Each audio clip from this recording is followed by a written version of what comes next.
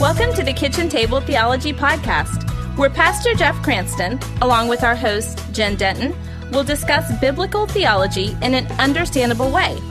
You'll discover how to apply biblical truth to your life. Thanks for joining us at the table. Let's get started. Well, hello again, y'all, and welcome to Kitchen Table Theology. I'm your host, Jen Denton, and along with Pastor Jeff Cranston, we're discovering what the Scripture teaches regarding theological topics. Our goal is to always put the theological cookies on the bottom shelf where we can all reach them. And we try to do this in ways that are very applicable to the lives we live, because the real power of theology is not only knowing it, but applying it. We do this because we believe that doctrine and theology are of paramount importance. Dr. R.C. Sproul once said, "When I hear Christians tell me that doctrine is not important, I wonder if they're converted." Wow. Woo. Bam, that's a mic drop. There, that's a doozy. And we are here to help you become a good theologian who knows, understands, and can discuss the doctrines of the Bible. And we want to help you be strong in your faith, knowledgeable in and of the Word, and growing in your love for Jesus. Today's podcast is our 5th episode in a series on the end times. The doctrine of the end times is also known as the doctrine of eschatology. Pastor Jeff, we have quite the title for today's podcast. What is it? Are you ready? We're going to... Well, since I created the title, yes, I'm completely ready. Here we go. I know. Here we go. But when you hear me say it out loud, the gravity of it might hit you in a different way. Are you ready? Well, yeah, I'm here. I'm all ears. Is COVID-19 a sign of the end times? Well, who wrote that stupid question? Well, yeah, that's what we're going to begin with today, Jen. Yes. So hello again, everybody, Kitchen Table Theology community. Really appreciate you joining us. And just before we dive in, I want to say thanks again for listening and for sharing our podcast with other people. Our listener numbers are really, really encouraging and increasing. And we're very grateful because without you, that wouldn't happen. That just means a whole lot more people are able to find us and a whole lot more people are able to dig into biblical theology with us. And so I hear people saying that, Jen, or more often I'm asked this question, is COVID-19 a sign of the end times? And so I thought we'd begin today's podcast with answering that question and then let that answer springboard us into answering another question, which is, what are the signs of the end times? Because there certainly are signs that we should be on the lookout for. Now, obviously, we can't be exhaustive on all of that, but Kitchen Table Theologian, it might whet your appetite. We're having trouble with our words today, aren't we? Do you know that's one of my least favorite phrases? Whet your appetite? Yeah, I just don't like it. You're very weird with some of these phraseology that makes you uncomfortable. I have a great love of words. I also have a great distaste of certain words in certain circumstances. So. That we probably should make a whole podcast out of that one. Oh, day. I could. I know. I'll bring my list. It would be a series. And Kitchen Table Theologian, just so you know, I know some of the words that Jen just absolutely hates. So I purposefully write these words into our script. Absolutely, he much does. like I just did today, as an inside joke. But now that it's an outside joke. Now it's there. It's there. Well, anyhow, so normally you're the one bringing us back on track. Let me bring us back on track. Let's come back on track. Yeah, maybe we can't do it exhaustively, all of the signs of the end times, but it might make you want to. How's that? It might make you want to dive a little bit deeper on your own. And I do need to say, Jen, I need to make some sort of an apology here. On our last podcast, I said this podcast would be about the millennial reign of Christ. And I assumed that's what we would begin today. But the more I thought about it, I thought, man, we can't leave the tribulation period that quickly. There's still so much more there. And so we're going to do that in today's topic first. And then, Lord willing, on our next podcast, we'll begin discussing the millennium. Is that clear as mud? Just about. All right. It works for me. It works for me. And you know what? It is timely because I am definitely suffering COVID fatigue. Yeah, we all are. Mental, physical, the whole deal. We've got Delta. We've got Omicron, which I lovingly refer to as the Megatron. You know, all of these things. Look, at the very least, at least the country will learn the Greek alphabet before all this is over. That is true. We may go through the entire alphabet. That is true. But in all seriousness, it's affected all aspects of our lives, from economy to how we work, how we educate, how we learn, how we disseminate information, how we communicate. And we all know, and let's pause and really, really acknowledge this. We all know people who have been deeply impacted, tragically impacted by this pandemic. So it sure feels like a sign of the end times. But is it? Is COVID, is this pandemic a sign that Jesus is returning soon? Or maybe put another way, is COVID-19 mentioned in biblical prophecy? Well, great questions, and ones people are asking. So let's take a look, because Bible prophecy, in fact, does mention deadly viruses, often referred to biblically as pestilences. That's kind of hard to say, pestilences. However, the Bible, does the Bible specifically mention, or does it predict the coronavirus known as COVID-19? In Luke chapter 21, Jesus speaks prophetically about some of the signs that will precede the end of the world. And in verse 11, Jesus says that one of those signs would be pestilence. So, Jen, how about reading, Luke 21:11 for us, please? And there will be great earthquakes in various places, and famines and pestilences, and there will be fearful sights and great signs from heaven. So the meaning of a pestilence, according to both Hebrew and Greek definitions, remember the Bible is written in Hebrew and Greek. And here's a little quiz question for you. There's one other language in the Bible. Well, there's probably more than one, but there's one significant language in the Gospels. And do you know what it is? It's Aramaic, isn't it? I wish we need to video these podcasts. I'm whispering it because I'm like, no, you were mouthing it. I wasn't going to embarrass you. All right. Hey, yes, but Aramaic. Well, yes, putting some of my Jeopardy skills to the test. But why Aramaic? Now that I cannot answer, because that was the language Christ spoke. Okay. In addition to Hebrew. Okay. Yeah. So anyway, how did we get off on that? Okay, back to the meaning of pestilence in both Hebrew and Greek. It means a plague or a disease. And so additionally, in Matthew 24, verses 7 and 8, Jesus says what? For nation will rise against nation, and kingdom against kingdom, and there will be famines and pestilences and earthquakes in various places. But all these things are merely the beginning of birth pains. So in those prophetic verses, Jesus was referring to a baby's birth. Now, Jen, you've been through that twice. Yup. And one of your babies just had a birthday this week. She did. I know, and she's 17 years old already. Know. I can't believe it. Did you cry? No. You will at 18? I think 18 will be hard, and I don't even want to think about what leaving for college looks like. So, well, happy birthday, Grayson. Jesus is using that analogy of birth. He's explaining that just as a woman's contractions or labor pains get more frequent and severe as the birth is nearing, so these events or signs will also become more frequent and severe as the world needs his second arrival. So that's from Luke 21 and Matthew 24. Okay, so that gives us context. That gives us build up. But the burning question is then, is COVID-19 a sign of the end? I was trying to avoid answering that question. Well, since Jesus mentioned pestilences, does it mean that the coronavirus has been predicted as the sign that this will bring about the end of the world as we know it, or it's one of the key signs and that Jesus will come back tomorrow? So here's my answer, and I think it's biblically based. Is COVID-19 a sign of the end times? Probably not. Is it a partial sign? Yeah, it certainly could be. Yeah, because that's plural. Pestilences. Right. Earthquakes. Because when you think about it, well, just think through this for a second. Throughout history, there have been a ton of plagues and diseases that have caused panic and fear and death.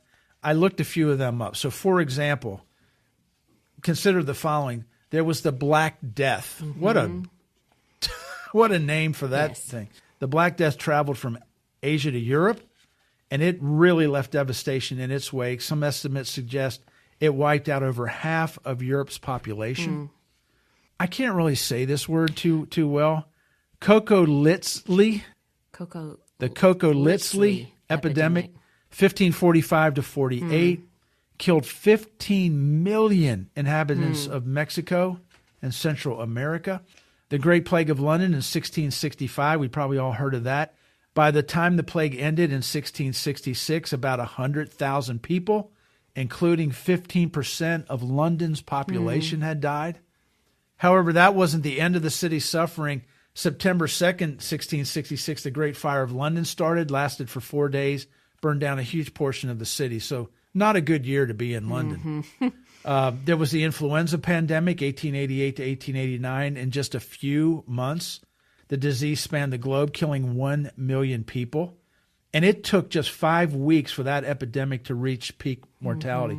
Somebody told me today when I was talking about this to them that the vaccination for that, the full vaccination for that, didn't happen until 1945. Oh, my goodness. Yeah. That's so a we huge went span 47, 48 years. Wow. Actually, more than that.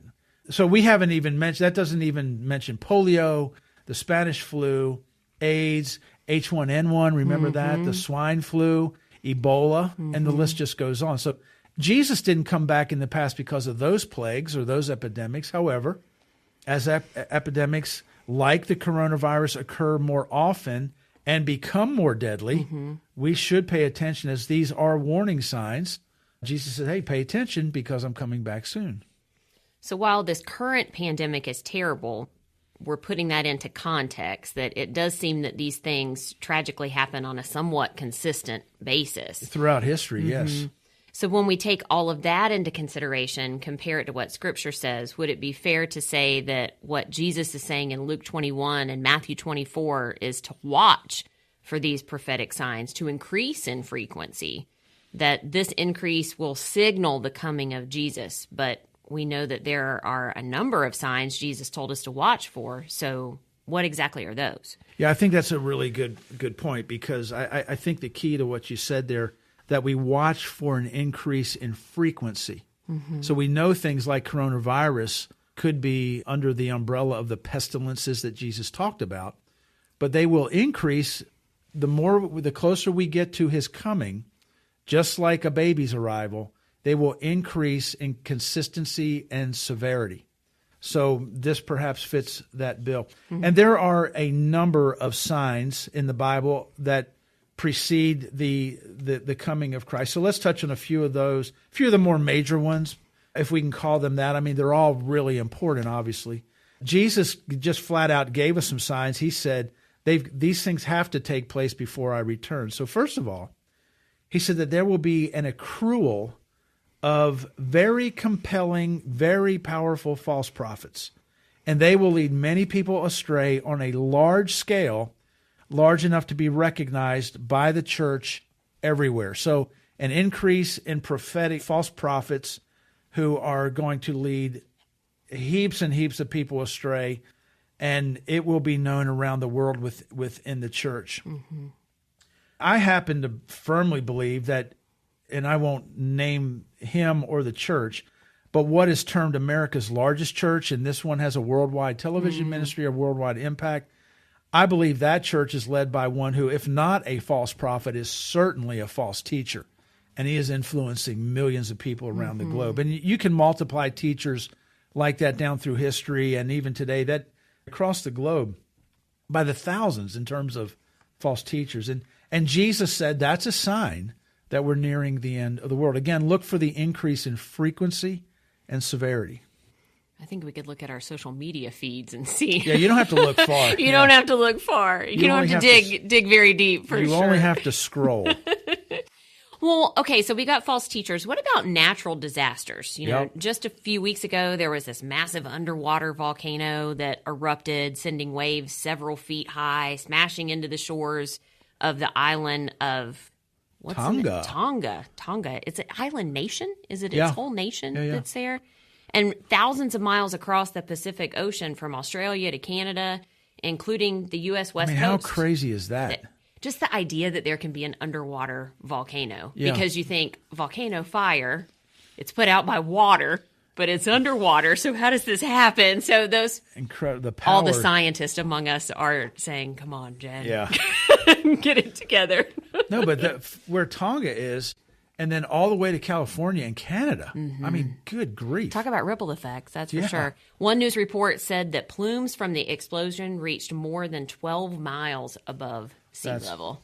Incredible. Unbelievable. Yeah. In that Matthew 24 passage you just read, Jesus said there's going to be a remarkable and frightening amount of natural and national calamities.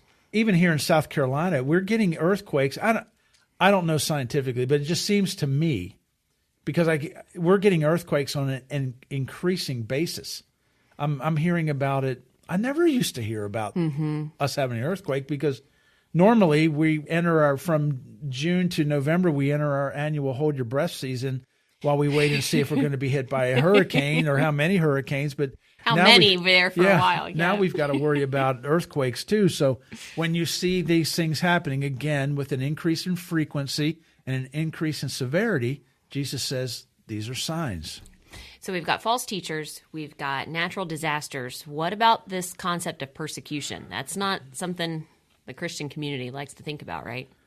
Right. And that's a sign. Jesus said there will be an unprecedented level of persecution of Christians. Again, this is all just in Matthew 24. I did a little bit of research, and I found that violence against Christians continued to be on the rise in 2021. There literally were weekly reports of violence, priests, pastors, lay people being kidnapped, abused, killed as they carried out worship services, churches being burned down, children being separated from their families. In particular, right now, the current situation in India and Nigeria is very bad.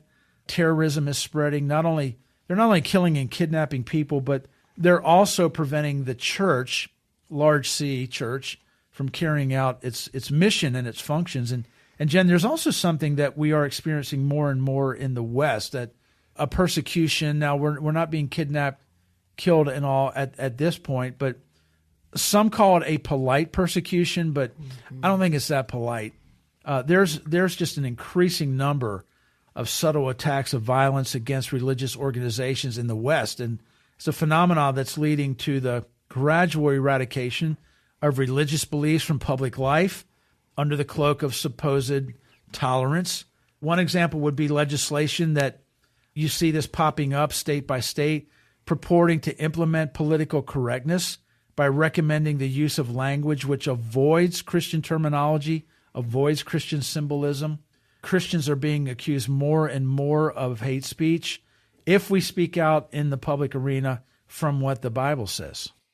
That area alone is something that we could create a whole different series about, because I heard recently that it's those types of policies that are cloaked in compassion. Right.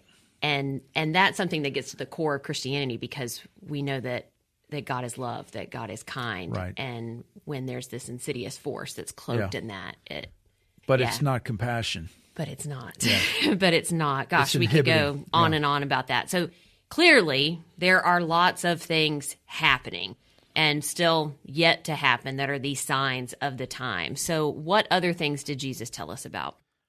Well, this one's pretty major. One regards the proclamation of the gospel. And Matthew 24, the gospel of the kingdom will be proclaimed throughout the whole world as a testimony to all nations. That's one of the signs. So the task before us in terms of evangelizing the world remains a very, very large one.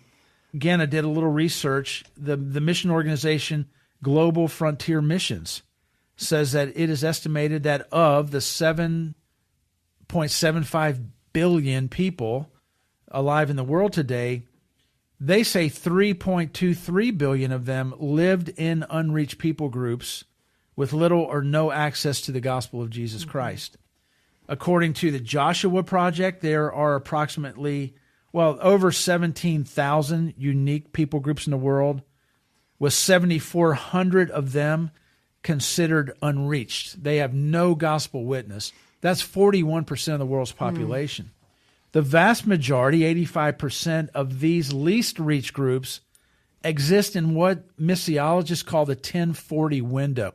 So that's the 10th and 40th parallel that goes around right near the middle of the world. So it cuts across Africa, it cuts across the Middle East, it cuts across China. So most of those people live in that 1040 window, and yet less than 10% of all missionary work is done among those people.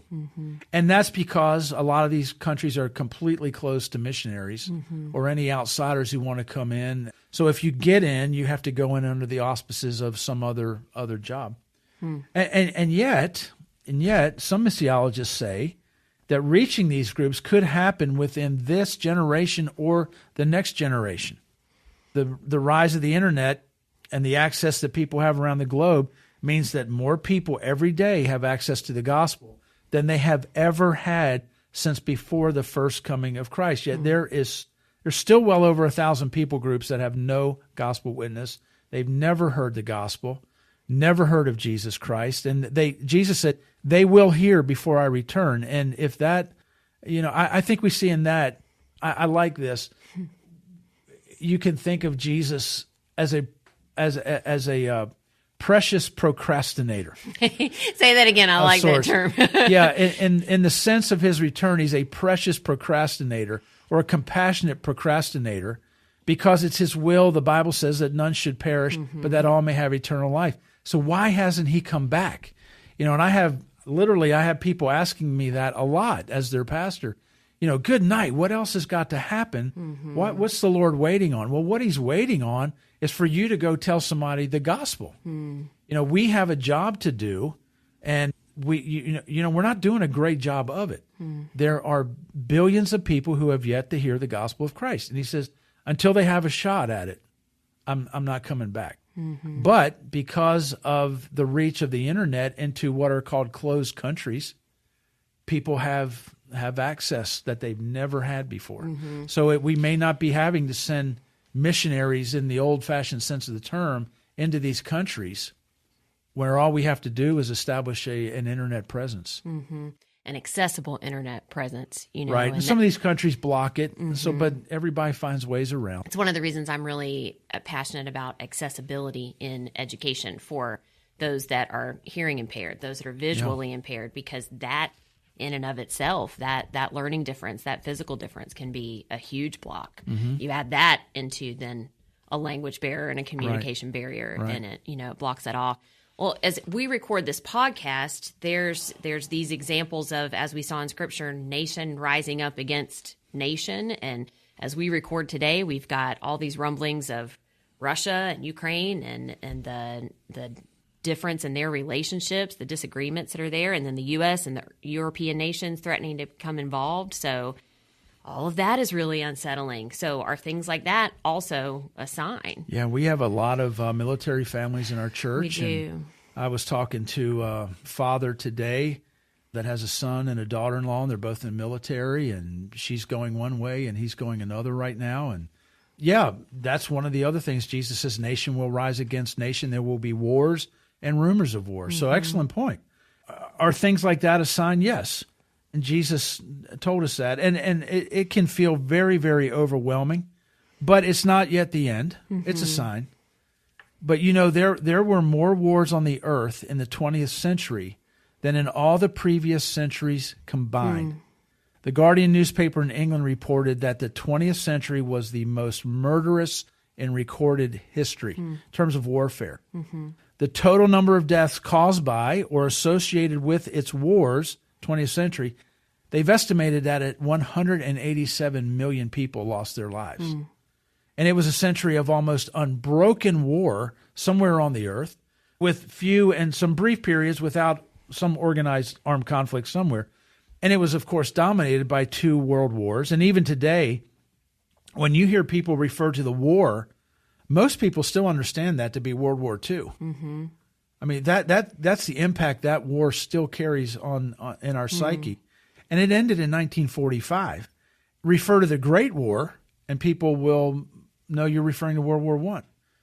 So Christ said, you will hear wars and rumors of wars, but see to it that you are not alarmed.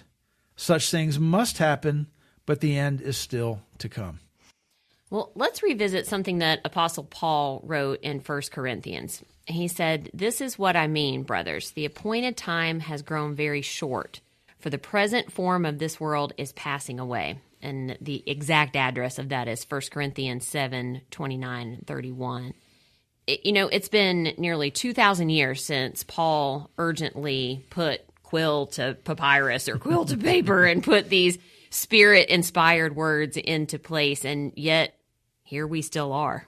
That doesn't seem like short to me. The world has not yet passed away, but about 100 human generations have. A very short time has turned out to be much longer than everyone, except our Heavenly Father, I guess, has expected. And as a result, I think many of us who are Christians struggle to feel the sense of urgency that Paul felt, and it's kind of hard, and live like he instructed. We're putting all. I'm thinking about this in the back of my mind. We're talking about these analogies to birth. Is there some sort of is there a Pitocin that we can? Is there some kind of accelerant, an induction that we can go into? That might be in the book of Second Hesitations. Yeah, there we go. So. All that to say, as we wrap up today's podcast, how do we live in these last days, unless somebody comes up with that induction drip that have lasted so long? How can we continue to be patient in these generations that still are to come? Well, that's really an outstanding point. And the Bible addresses this question clearly so that all of us who are Christ followers know how to live without cynicism, or what is perhaps even more dangerous, apathy in these last days. Mm-hmm. So I think as we begin to wrap up today, Kitchen Table Theologian, it might be good to remember a few important truths. First, remember we live in God time. Mm-hmm. We don't live in our time. We live in God time. God marks time differently than we do. Peter said, don't overlook this one fact, beloved, that with the Lord, one day is as 1,000 years, and 1,000 years is one day. So it's only been 2 God days since Jesus ascended into heaven, and Paul wrote all that. So what seems slow to us is not slow to God. Mm-hmm. Nothing in the New Testament demands that these last days be fewer than they've been. Jesus' return to some may seem ridiculously delayed, but he is not late. And I also want to encourage us to remember that life is short. Mm-hmm. If Jesus does not return during our lifetimes, we're all going to meet him soon, sooner than some of us expect. Most of us will find this meeting as surprising, and suddenly seeing him in the cloud. We see him in the clouds one day, we're shocked. If we drop over and keel over dead today and meet him, we're shocked. Listen to the Bible's description of our lifespans. Job calls it a breath. The psalmists call it a few hand breaths, grass, smoke, a passing shadow. James called it a vanishing mist. And we do not know whether our souls will be required of us tonight, and whether we'll live to see next year even. James talks about that. So if Jesus' return is not very short to us, our lifespans will be, whether we live to be 20 or 90. In these last days, the world's last days or our last days, we need to pray often that God would teach us to number our days, that we might get a heart of wisdom. That's in Psalm 90. And we really need God's wisdom to spend what brief time we have on what really matters the most.